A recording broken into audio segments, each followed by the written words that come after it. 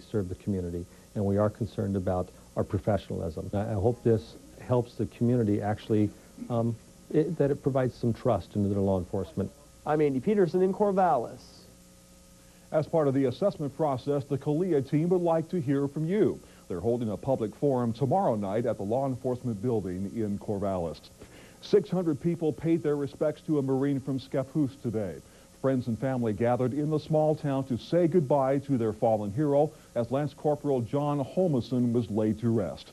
The 20-year-old Marine was killed by an explosive booby trap in Fallujah 2 weeks ago.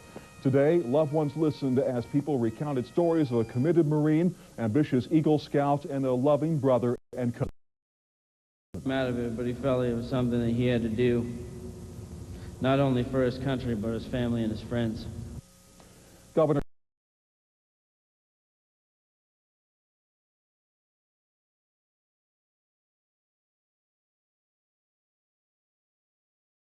Dick Holmison, he wanted to make a difference. And I promise you, he has. His mother did not speak, but a tape message was played today. On it, she talked about accepting her son's decision to join the Marines and various plans. They would move closer to each other when he returned. Holmison was scheduled to come home next month for his 21st birthday.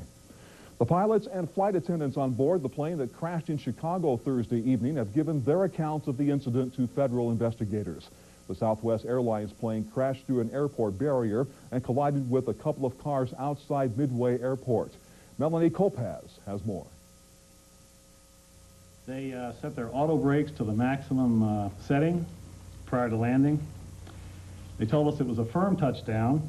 The pilots on board Southwest Airlines Flight 1248 tell NTSB investigators their flight was completely normal at the point of touchdown at Midway Airport Thursday night, but that the captain had a problem with the thrust reversers, which helped slow the plane down. He couldn't get them to come up so he could push them forward. So, and that caused seconds of delay. Flight attendants also were interviewed and tell investigators it was a smooth landing, but that they could sense a lack of deceleration. It took crew several hours to get the plane out of the intersection of 55th and Central Saturday afternoon and put into a hangar where it will be analyzed.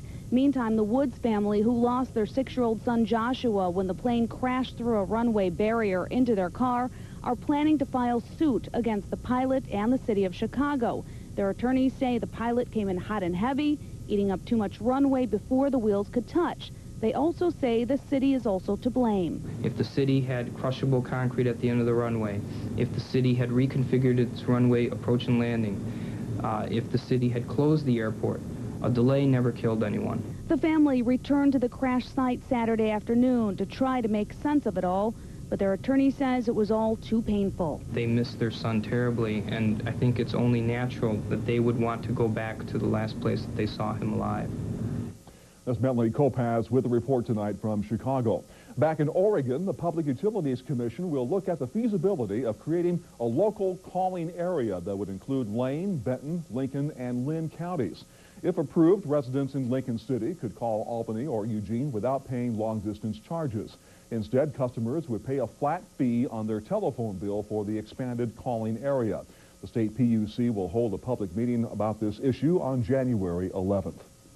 First check of the weather time and the Monday forecast with Sophie Song. And what are we looking at? Some clouds moving in. Not nearly as much sunshine as today, but maybe not as much rain as we had first anticipated. We're going to wake up to some freezing morning fog, so the roads are slick outside, folks.